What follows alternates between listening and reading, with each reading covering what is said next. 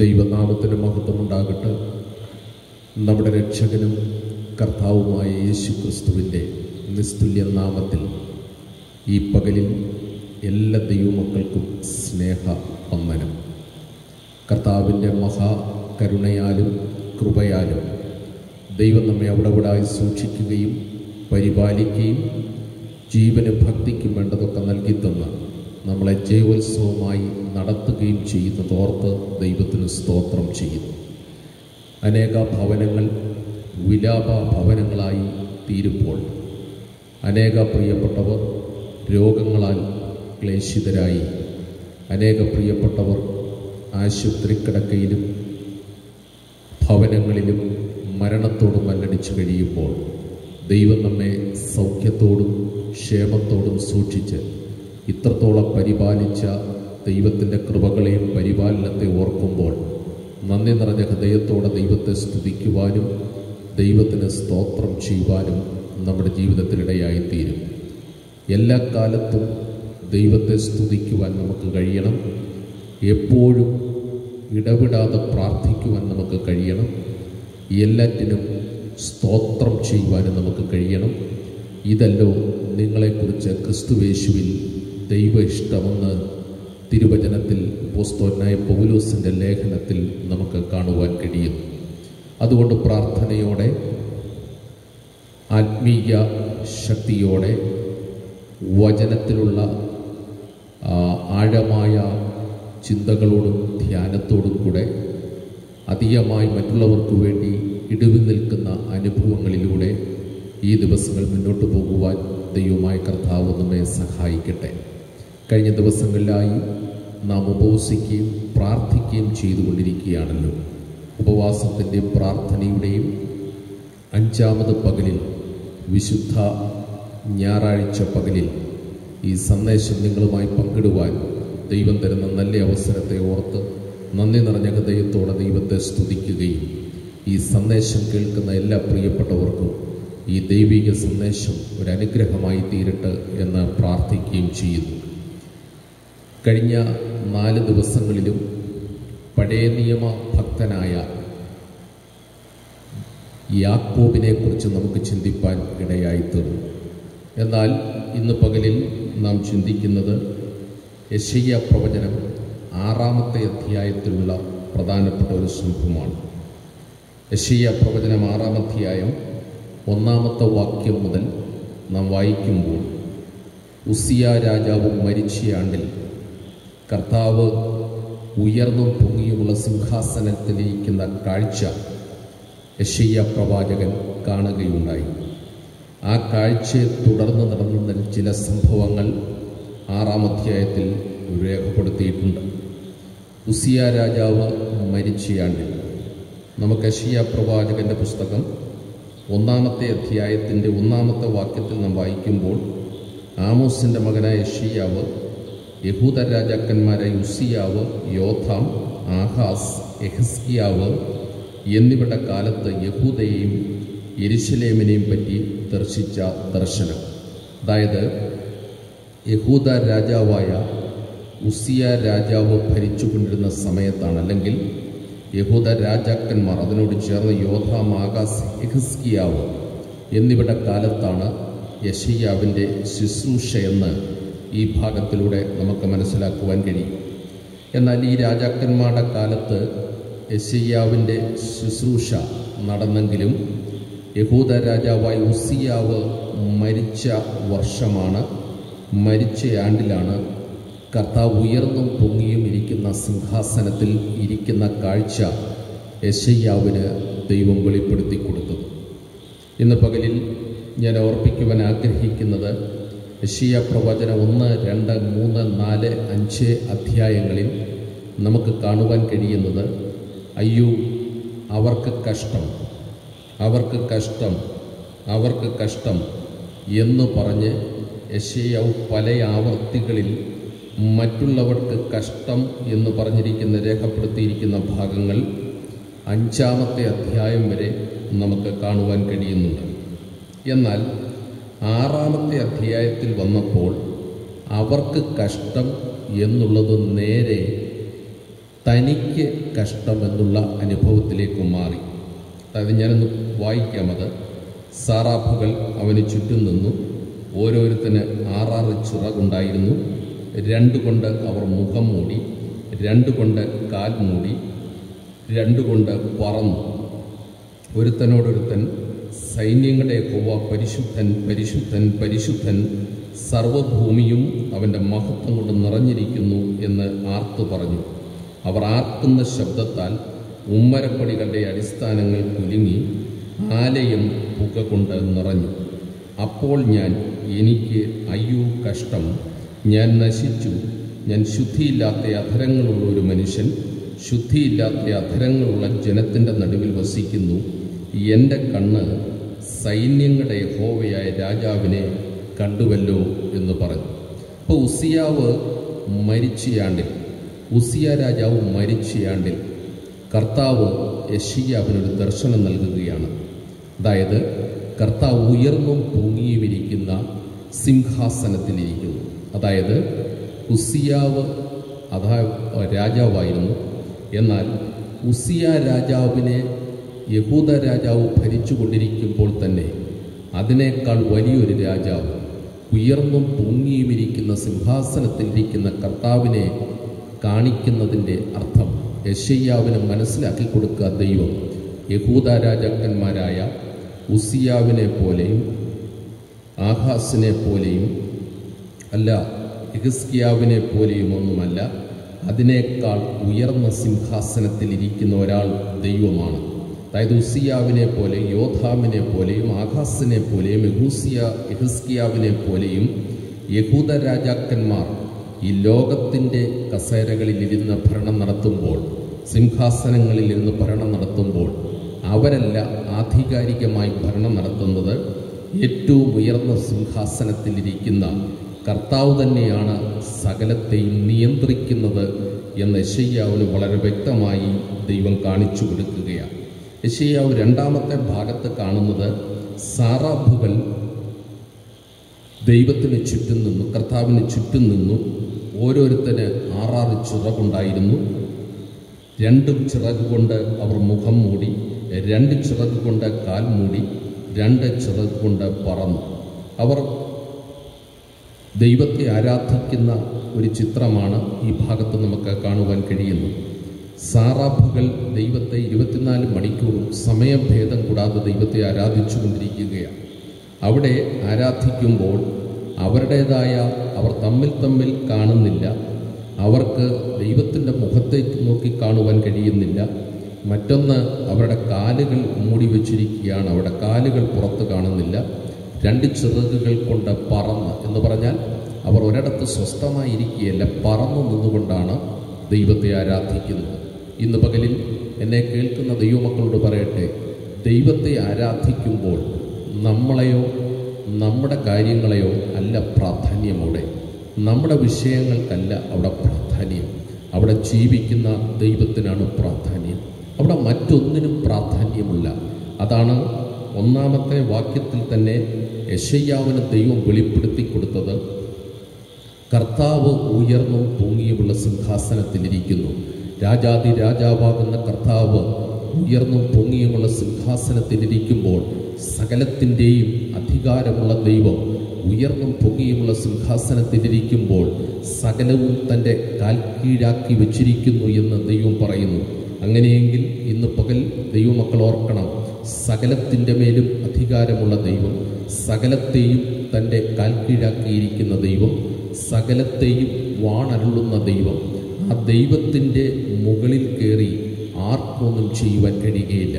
ആ ദൈവത്തിൻ്റെ പദ്ധതിക്ക് വിട്ട് ആർക്കും ഒന്നും ചെയ്യുവാൻ കഴിയുകയില്ല. ഇവിടെ സാറാഫുകൾക്ക് പ്രാധാന്യമില്ല. അവർ ദൈവത്തെ ആരാധിക്കുമ്പോൾ അവരുടേതായ ഒരു കാര്യങ്ങളും അവിടെ കാണുവാനില്ല. മറിച്ച് അവർ ഒരുവനോടൊരുവൻ മുഖം നോക്കാതെ കാലുകൾ മറച്ച് പറന്ന് അവർ ഒരുവനോടൊരുവൻ പറയുന്നത്, സൈന്യങ്ങളുടെ യഹോവ പരിശുദ്ധൻ, പരിശുദ്ധൻ, പരിശുദ്ധൻ, സർവഭൂമിയും അവൻ്റെ മഹത്വം കൊണ്ട് നിറഞ്ഞിരിക്കുന്നു എന്നാർത്തു പറഞ്ഞു. അല്ലെങ്കിൽ ആരാധനയുടെ ഒരു വലിയ വ്യക്തമായ ചിത്രം ആ ഭാഗത്ത് നമുക്ക് കാണുവാൻ കഴിയുന്നുണ്ട്. തൻ്റെ മഹത്വം കൊണ്ട് ഭൂമി മുഴുവനും നിറഞ്ഞിരിക്കുക. അവർക്ക് പറയാനുള്ളത് വേറെ ഒന്നുമല്ല, സർവശക്തനായ ദൈവത്തെക്കുറിച്ച്. ദൈവമാണ് പരിശുദ്ധൻ, പരിശുദ്ധൻ, പരിശുദ്ധൻ. എബ്രായ ഭാഷയിൽ നാം ചിന്തിക്കുമ്പോൾ എബ്രായ ഭാഷയിൽ ഇങ്ങനെ ഒരു കാര്യത്തിൻ്റെ സൂപ്പർലിറ്റീവ് ഡിഗ്രി പറയുമ്പോൾ നമ്മൾ ഇന്ന് ഉപയോഗിക്കുന്ന പദങ്ങളല്ല ഉപയോഗിക്കുന്നത്. അവിടെ സൂപ്പർലിറ്റീവ് ഡിഗ്രി ഉപയോഗിക്കുമ്പോൾ ആ പദം തന്നെ 3 പ്രാവശ്യം ആവർത്തിച്ച് പറയുമ്പോൾ അതിൻ്റെ ക്ലൈമാക്സിലാണ് നമുക്ക് ചിന്തിക്കുവാൻ കഴിയുന്നത്. പരിശുദ്ധൻ, പരിശുദ്ധൻ, പരിശുദ്ധൻ എന്ന് പറഞ്ഞ് അവർ രാപ്പകലില്ലാതെ ദൈവത്തെ ആരാധിച്ചു കൊണ്ടിരിക്കുന്നൊരു കാഴ്ച യെശയ്യാ പ്രവാചകൻ്റെ ജീവിതത്തിൽ കാണുവാൻ ഇടയായി. ഇന്ന് പകലിൽ നമുക്കും നമ്മുടെ ദൈവത്തെ ഏതു സമയത്തും ആരാധിക്കാൻ കഴിയും, ഏതു സമയത്തും സ്തുതിക്കുവാൻ കഴിയും, എപ്പോഴും ദൈവത്തെ ആരാധിക്കാൻ കഴിയും. ഞായറാഴ്ച സഭായോഗങ്ങളിൽ മാത്രമല്ല, ഇടയോഗങ്ങളിൽ മാത്രമല്ല, ഭവന പ്രാർത്ഥനകളിൽ മാത്രമല്ല, കുടുംബ പ്രാർത്ഥനകളിൽ മാത്രമല്ല, വ്യക്തിപരമായ ജീവിതത്തിൽ എവിടെയായിരുന്നാലും സ്ഥലകാല ഭേദമന്യേ ദൈവത്തെ ആരാധിക്കുവാൻ ഒരു ദൈവസാന്നിധ്യം വഹിക്കുന്ന ദൈവ പൈതലിന് കഴിയും എന്നുള്ളതാണ് പരമാർത്ഥമായ കാര്യം. ഇന്ന് പകൽ ഓർക്കേണ്ട വിഷയം, ദൈവത്തെ ആരാധിക്കുന്നതിന് സ്ഥലം ഒരു വിഷയമല്ല, ദൈവത്തെ ആരാധിക്കുന്നതിന് സമയം ഒരു വിഷയമല്ല. 34-ാമത്തെ സങ്കീർത്തനത്തിൽ ദാവീദ് പറയുന്നത്, ഞാൻ യഹോവയെ എല്ലാ കാലത്തും വാഴ്ത്തും, അവൻ്റെ സ്തുതി എപ്പോഴും എൻ്റെ നാവിന്മേലിരിക്കും. അപ്പോൾ ദൈവത്തെ സ്തുതിക്കുന്ന സ്തുതി, ദൈവത്തെ ആരാധിക്കുന്ന ആരാധന എപ്പോഴും ജീവിതത്തിൽ ഉണ്ടായിരിക്കും. ഒരു ദൈവഭക്തൻ്റെ ജീവിതത്തിൽ എപ്പോഴും ഉണ്ടായിരിക്കേണ്ടതും അതുതന്നെയാണ് ദൈവത്തെ ആരാധിക്കുന്ന ആരാധന.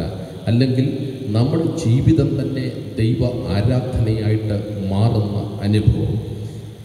അതിനുശേഷം താഴോട്ട് എഴുതിയിരിക്കുന്നത്, ഇങ്ങനെ അവർ ദൈവത്തെ ആരാധിച്ചു കൊണ്ടിരിക്കുമ്പോൾ അവരാർക്കുന്ന ശബ്ദം കൊണ്ട്, ഉച്ചത്തിൽ അവർ ദൈവത്തെ സ്തുതിക്കുകയാണ്, അവരാർക്കുന്ന ശബ്ദം കൊണ്ട് ഉമ്മരപ്പടികളുടെ അടിസ്ഥാനങ്ങൾ കുലുങ്ങി ആലയം പുക കൊണ്ട് നിറഞ്ഞു. ആരാധനയുടെ നടുവിൽ ദൈവത്തിൻ്റെ തേജസ് ഇറങ്ങിയ കാഴ്ച യെശയ്യാ പ്രവാചകൻ കാണുകയുണ്ടായി.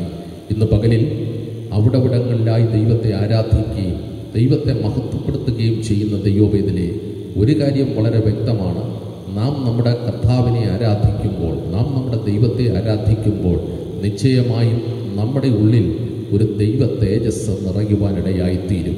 കഴിഞ്ഞ കാലങ്ങളിൽ, പഴയ നിയമകാലങ്ങളിൽ ദൈവത്തിൻ്റെ തേജസ് ആലയത്തിൽ മേഘമായിട്ടാണ് ഇറങ്ങിയതെങ്കിൽ പുതിയ നിയമഭാഗത്ത്, പുതിയ നിയമസഭയുള്ള ബന്ധത്തിൽ ദൈവത്തിൻ്റെ തേജസ്, ദൈവത്തെ ആരാധിക്കുന്ന ദൈവ പൈതലിന് ദൈവത്തിൻ്റെ തേജസ് ഇറങ്ങുന്ന അവൻ്റെ ഹൃദയത്തിൻ്റെ അകത്തോട്ട്, ദൈവത്തിൻ്റെ തേജസ് ജീവിതത്തിനകത്തോട്ട് ഇറങ്ങിയാൽ, ദൈവത്തിൻ്റെ തേജസ് ദൈവത്തെ ആരാധിക്കുന്ന ഒരുവൻ്റെ അകത്തേക്ക് വന്നാൽ അവന് മറ്റ് കാര്യങ്ങളിലേക്ക് നോക്കുന്ന കാര്യങ്ങൾ നിർത്തിയിട്ട് സ്വന്തമായതിലേക്കൊന്ന് നോക്കുവാനിടയായിത്തീരും.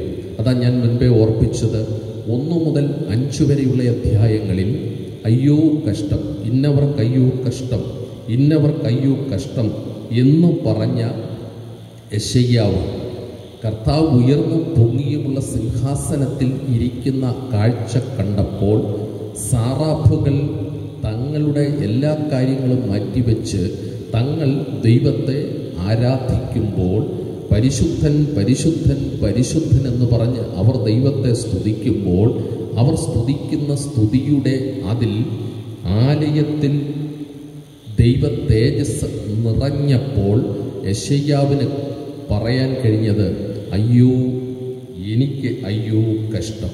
മറ്റുള്ളവർക്ക് കഷ്ടം എന്ന് പറഞ്ഞത് നിർത്തിയിട്ട് ഈ യെശയ്യാവ് തൻ്റെ അകത്തേക്ക് തന്നെ നോക്കുവാനിടയായിത്തീർന്നു. യഥാർത്ഥത്തിൽ ദൈവത്തെ ആരാധിക്കുന്ന ഒരു ദൈവഭക്തന്, യഥാർത്ഥ ദൈവിക ദർശനത്തോടെ ജീവിക്കുന്ന ഒരു ദൈവപൈതലിന് യഥാർത്ഥത്തിൽ എപ്പോഴും ഇടവിടാതെ ദൈവത്തെ സ്തുതിച്ചുകൊണ്ട് ജീവിതം ഒരാരാധനയായി മാറണം എന്നാഗ്രഹിച്ച് ദൈവസന്നിധിയിൽ നിത്യതയുടെ വെളിച്ചത്തിൽ ജീവിക്കുന്ന ഒരു ദൈവ പൈതലിനോട് ഇന്ന് പറയാൻ ഉള്ള ഒരു പ്രധാനപ്പെട്ട കാര്യം, കർത്താവിനെ കുറിച്ചുള്ള ദർശനം നമ്മുടെ ജീവിതത്തിൽ പ്രാപിക്കുമ്പോൾ മറ്റുള്ളവരെ വിധിക്കുന്നതും മറ്റുള്ളവരിലേക്ക് നോക്കുന്നതും നിർത്തിയിട്ട് അവനവനിലേക്ക് തന്നെ നോക്കുവാൻ ഒരു കൃപയുണ്ടാകും. ഇന്ന് പകൽ അതിനായി കർത്താവ് നമ്മെ സഹായിക്കട്ടെ. 5-ാമത്തെ അധ്യായത്തിൽ വരെ മറ്റുള്ളവർക്ക് അയ്യോ കഷ്ടം എന്ന് പറഞ്ഞ ആ യെശയ്യാവ് 6-ാമത്തെ അധ്യായത്തിൽ എനിക്കയ്യോ കഷ്ടം എന്ന് പറയാനുണ്ടായിത്തീർന്ന സംഭവം, 1, കർത്താവ് ഉയർന്നും പൊങ്ങിയുമുള്ള സിംഹാസനത്തിൽ ഇരിക്കുന്ന കാഴ്ച യെശയ്യാവ് കണ്ടു. 2, സാറാഫുകൾ മറ്റൊന്നും പറയാതെ സൈന്യങ്ങളുടെ യഹോവ പരിശുദ്ധൻ പരിശുദ്ധൻ പരിശുദ്ധനെന്ന് ദൈവത്തെ ആരാധിക്കുന്ന കാഴ്ച യെശയ്യാവ് കണ്ടു.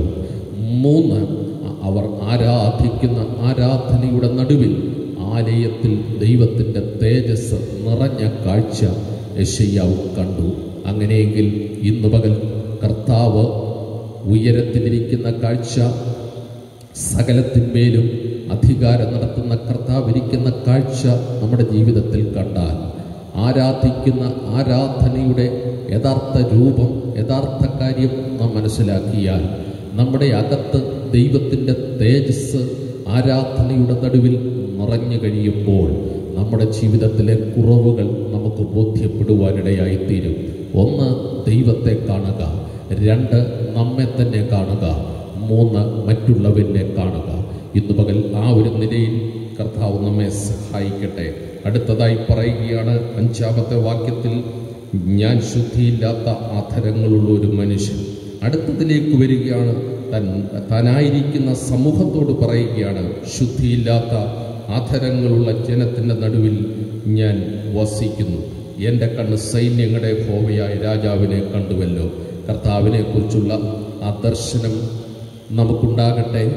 നമ്മുടെ ഉള്ളം ദൈവ തേജസ് കൊണ്ട് നിറയട്ടെ. ഏതു സമയത്തും ആത്മനിറവോടെ ദൈവത്തെ ആരാധിക്കുന്ന, സ്ഥലകാല ഭേദമന്യേ ദൈവത്തെ ആരാധിക്കുന്ന ഒരനുഭവം നമ്മുടെ ജീവിതത്തിൽ ഉണ്ടാകട്ടെ. അങ്ങനെയെങ്കിൽ ദൈവത്തെ കാണുമ്പോൾ, ദൈവത്തിൻ്റെ കുറിച്ചുള്ള ആ കാഴ്ച ദർശനം കാണുമ്പോൾ നമ്മുടെ ജീവിതത്തിലെ കുറവുകൾ നമുക്ക് ബോധ്യമാകുകയും അപ്പോൾ തന്നെ കുറവുകളെ ദൈവസന്നിധിയിൽ ഏറ്റുപറയുവാൻ, അത് അല്ലെങ്കിൽ അപ്പോൾ തന്നെ ആ കുറവ് സമ്മതിക്കുമ്പോൾ തന്നെ അതിനെ ശുദ്ധീകരിക്കുവാൻ ദൈവം തമ്പുരാൻ തുനിയുന്ന കാഴ്ച അതിൻ്റെ അടുത്ത ഭാഗത്ത് നമുക്ക് കാണുവാൻ കഴിയുന്നുണ്ട്. നമ്മൾ ദൈവസന്നിധിയിൽ കർത്താവിൻ്റെ തേജസ്സിൻ്റെ രൂപം കാണുമ്പോൾ, കർത്താവ് ഉയർന്നിരിക്കുന്ന കാഴ്ച നമ്മൾ കാണുമ്പോൾ നമ്മുടെ ജീവിതത്തിൽ ഒരു കാര്യം സംഭവിക്കും, നമ്മുടെ കുറവുകളെ ബോധ്യപ്പെടും. നമ്മുടെ കുറവുകളെ ബോധ്യപ്പെട്ടതിന് ശേഷം മറ്റുള്ളവരെ നോക്കുവാൻ നമ്മുടെ ജീവിതത്തിൽ ഇടയായിത്തീരും.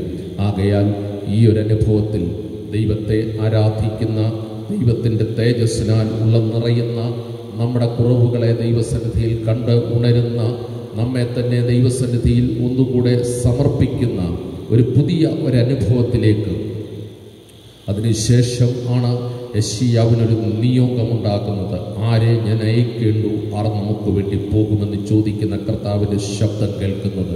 ഇന്ന് പകലിൽ അങ്ങനെ ഒരു കർത്താവിൻ്റെ നിയോഗം ഏറ്റെടുത്ത് മുന്നോട്ട് പോകുവാൻ ദൈവത്തിൻ്റെ പരിശുദ്ധാത്മാവ് എല്ലാവർക്കും കൃപ നൽകട്ടെ. ഈ ഒരു സന്ദേശം എല്ലാവരുടെയും ജീവിതത്തിൽ അനുഗ്രഹമായി തീരട്ടെ. കഴിഞ്ഞ 5 ദിവസങ്ങളിൽ ഉപവസിക്കുകയും പ്രാർത്ഥിക്കുകയും ചെയ്തതിൻ്റെ വിടുതലും സൗഖ്യങ്ങളും ദൈവമായ കർത്താവിൻ്റെ സന്നിധിയിൽ അനുഭവിക്കുവാനും നമുക്കും നമ്മുടെ കുടുംബങ്ങൾക്കും നമ്മുടെ ദേശങ്ങൾക്കും അതനുഭവിക്കുവാനും ദൈവമായ കർത്താവ് സഹായിക്കട്ടെ. ഈ വചനങ്ങളാൽ എല്ലാവരും ദൈവം അനുഗ്രഹിക്കട്ടെ. പ്രത്യേകാൽ നമ്മുടെ പ്രിയപ്പെട്ടവർ പലരും രോഗത്തിൻ്റെ ക്ലേശങ്ങളാൽ ഭാരപ്പെടുന്നു. അവരെ ഓർത്ത് നമുക്ക് ദൈവത്തോട് പ്രാർത്ഥിക്കാം. അപ്പോൾ തന്നെ നമ്മുടെ പ്രിയപ്പെട്ടവർ ഇസ്രായേലിലുണ്ട്. ഇസ്രായേൽ പാലസ്തീനും തമ്മിലുള്ള പ്രയാസം, ആ പ്രശ്നം നമ്മൾ അനുദിനം കണ്ടുകൊണ്ടാണ് ഇപ്പോൾ ഇരിക്കുന്നത്. നാം ഓർക്കണം, നമ്മുടെ സഹോദരങ്ങൾ, നമ്മുടെ തലമുറകൾ ഇസ്രായേൽ ജോലി ചെയ്യുന്നവരായിട്ടുണ്ട്. അവരെ ഓർത്ത് നമുക്ക് പ്രത്യേകം പ്രാർത്ഥിക്കാം. അപ്പോൾ തന്നെ ഈ രോഗത്തിൻ്റെ ക്ലേശങ്ങളിലൂടെ കടന്നു പോകുന്ന നമ്മുടെ പ്രിയപ്പെട്ടവരെ, കുടുംബങ്ങളെ ഓർത്ത് നമുക്ക് ദൈവത്തോട് പ്രാർത്ഥിക്കാം. മറ്റ് പ്രയാസങ്ങളിലൂടെ, ഇപ്പോഴത്തെ ക്ലേശങ്ങളിലൂടെ കടന്നു പോകുന്ന പല പ്രിയപ്പെട്ടവരുണ്ട്. അവർക്ക് വേണ്ടി നമുക്ക് ദൈവത്തോട് പ്രാർത്ഥിക്കാം. ഒരു നിമിഷം നമുക്ക് പ്രാർത്ഥിക്കാം. പരിശുദ്ധ ദൈവമേ, ഞങ്ങളുടെ സ്വർഗസ്ഥ നല്ല പിതാവേ, നന്ദി നിറഞ്ഞ ഹൃദയത്തോടെ ഞങ്ങൾ അങ്ങേക്ക് സ്തോത്രം ചെയ്യുന്നു. അങ്ങയുടെ സന്നിധിയിൽ കർത്താവേ, അങ്ങയുടെ നല്ല വചനങ്ങളെ ധ്യാനിക്കുവാൻ ഞങ്ങൾക്ക് തന്ന കൃപയ്ക്കായി നന്ദിയോടെ ഞങ്ങൾ അങ്ങയെ സ്തുതിക്കുന്ന കർത്താവേ. വിശേഷാൽ കർത്താവേ, ഞങ്ങളുടെ എല്ലാ കുടുംബങ്ങളെയും തൃക്കരങ്ങൾ ഞങ്ങൾ സമർപ്പിച്ച് പ്രാർത്ഥിക്കുന്നു. ശാരീരികമായ ക്ലേശങ്ങളിലൂടെ കടന്നു പോകുന്ന പ്രിയപ്പെട്ടവരുടെ സൗഖ്യത്തിനായി ഞങ്ങൾ പ്രാർത്ഥിക്കുന്നു. കർത്താവേ, ഇപ്പോഴത്തെ കോവിഡിൻ്റെ പ്രയാസത്താൽ ഭാരപ്പെടുന്ന പ്രിയപ്പെട്ടവരെ കുടുംബങ്ങളെ ഓർത്ത് ഞങ്ങൾ പ്രാർത്ഥിക്കുന്നു. പ്രത്യേക ഞങ്ങളുടെ സഹോദരങ്ങൾ ഇപ്പോഴത്തെ പ്രത്യേക സാഹചര്യത്തിൽ ഇസ്രയേലിൽ ജോലി ചെയ്യുന്നവരുണ്ട്. അവരെ പ്രത്യേക ദൈവകരങ്ങളിൽ ഏൽപ്പിച്ച് ഞങ്ങൾ പ്രാർത്ഥിക്കുന്നു.